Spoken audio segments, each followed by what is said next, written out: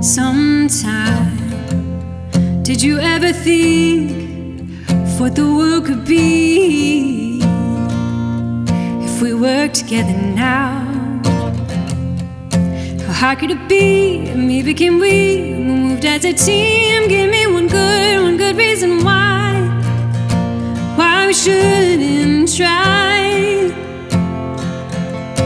why we shouldn't try to do this together. Imagine what we could do together.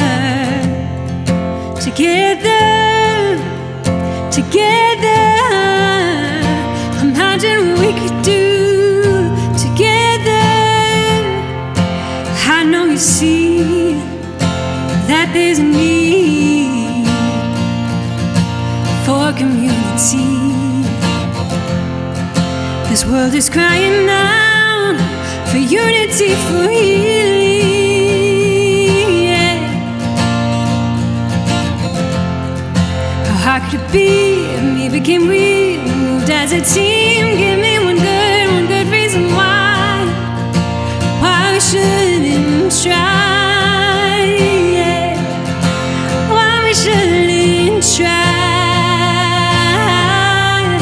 to do this together. Imagine what we could do together.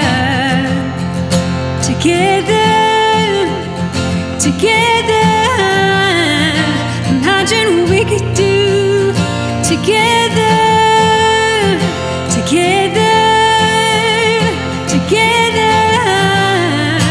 Imagine what we could do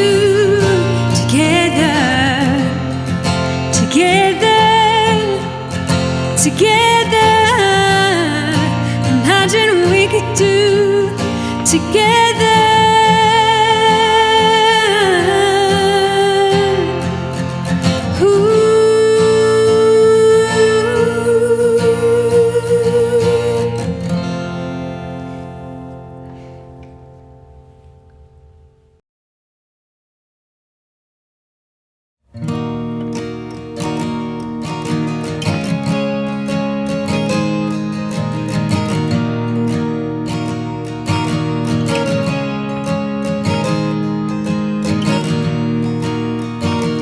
It's been a long day.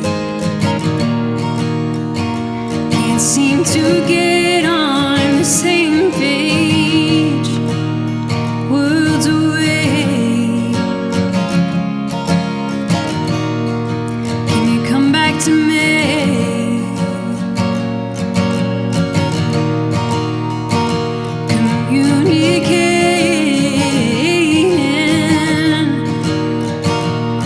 Hasn't been happening lately. Worlds away. Can you come back to me? Or you can hold on to it if it makes you feel better. You can hold on to all the things that I could do better. Or you can just talk to me kindly. Give me another chance to say I'm sorry.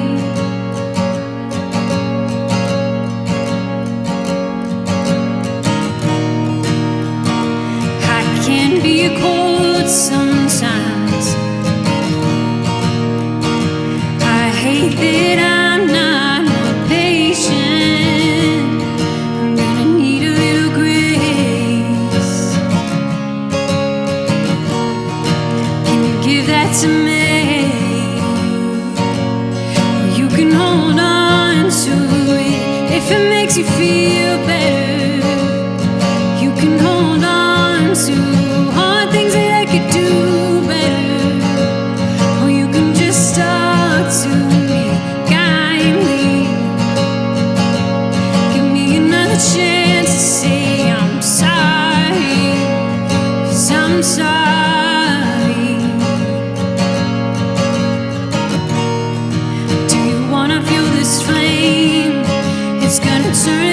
dumpster fire. I can't handle the heat. It's burning me. Do you really want to say that? Words are not easy to forget. Let's remember who we are now. Let's remember who we are now. You can hold on to it if it makes you feel better. You can hold on to all the things that I could do better. Or you could just talk to me kindly. Give me another chance to say I'm sorry, 'cause I'm sorry.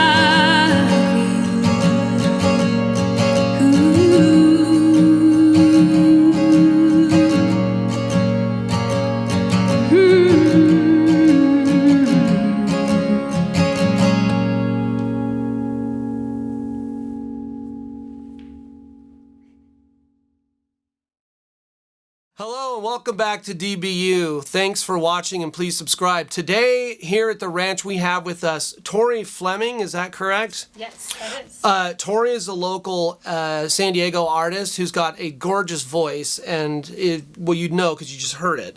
And it's fabulous. So of course part of the DBU ranch thing here, back to 2-track, is to interview the artist afterwards. So we're going to kind of move the conversation from me to you. So Tori, a couple of questions. The first question, when did you first start playing music? That's a great question. Well, I started singing pretty much like as soon as I could make noise. I was singing all the time. Probably, I don't know, maybe 2 or 3 years old. Wow. And I started taking voice lessons when I was in elementary school at some point, but I didn't pick up guitar till I was like 18. So kind of later in the game for that. So who turned you on to guitar?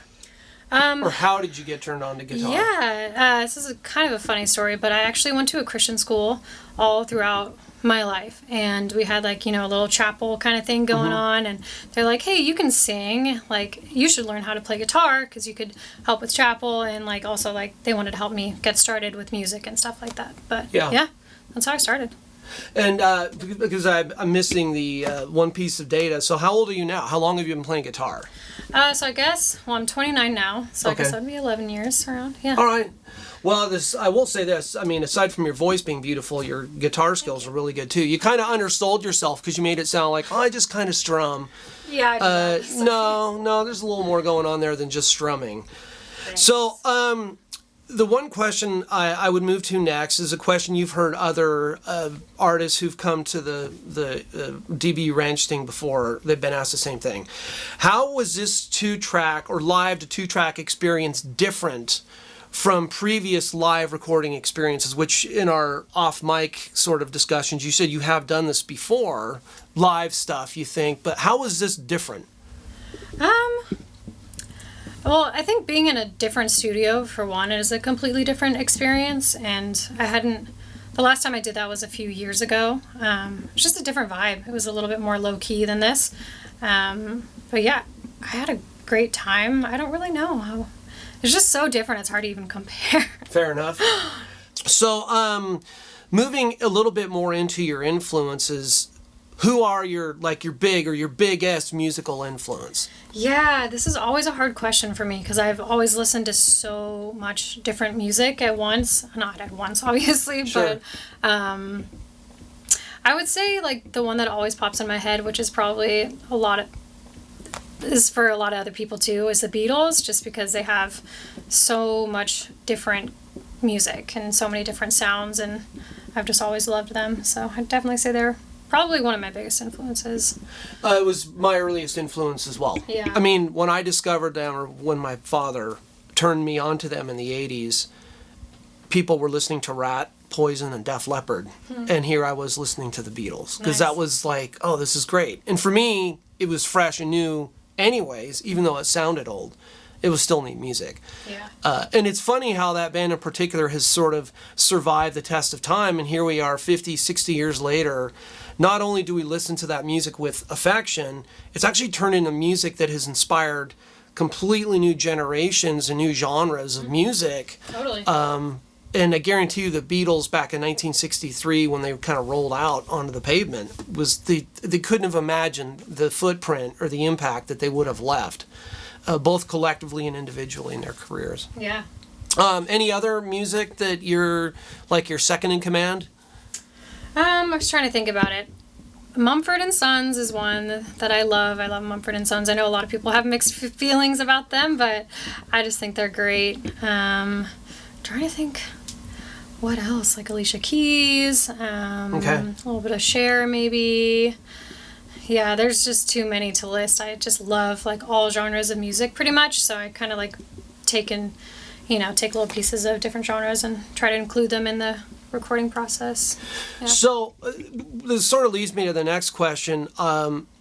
Having had the opportunity to listen to Dumpster Fire a few times while we're recording it today, the lyrics have got a lot of conviction to it, and there's a story that's being told. What inkling or what life experience led you to sit down and actually put pen to paper to write that? Yeah, that's a fun question. Yeah, definitely relational stuff, and I've been in a lot of relationships where people don't like to talk about things. They just want to sweep it under the rug, and then eventually it comes up and it just like all hell breaks loose and it's just a really bad situation. Yeah. So just kind of about that, just like, hey, we can talk about this. We can communicate and work through this instead of like going after each other at some point, Yeah, that's where that came from. It's funny. The school I went to, it was years ago, my college, it was, they called it the College of Communication and Fine Arts. And literally it says School of Communications on the outside. And it's ironic that there's not a single person that I met at the school since, before, or after that were any good at the art of communicating. So they supposedly have degrees in it. I have a degree in communication, and it's just a very difficult thing for humans to do. Communication is, like, I swear, the hardest thing for humans to do. It sucks. It's really hard, but yeah, you can always keep working at it, Mm-hmm. So I'm going to throw some easy ones at you. Favorite record from the 70s? Oh, shoot. Is that an easy one?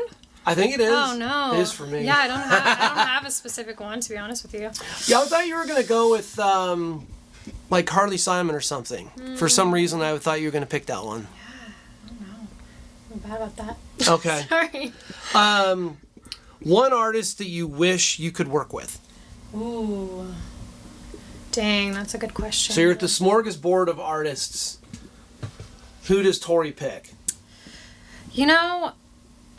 Gosh, my answer might change tomorrow, but Fair enough. Right now, Anderson .Paak is just like, I don't know, I just love his music so much, and I think it would be such a cool experience to get to work with him. It would be different than like my normal sound for sure, but yeah. I'm not familiar with him, but now I'll have to go look it up, because I'm not familiar with any of his work. Oh yeah, you'll have to check him out. It's good stuff. It's not like my stuff at all, but I think it'd be fun. So, in light of that, what's your opinion on the state of pop music today? I mean, are you it sounds like to an extent you kind of are. I mean, you mentioned Alicia Keys. I mean, what do you think about pop music? Yeah.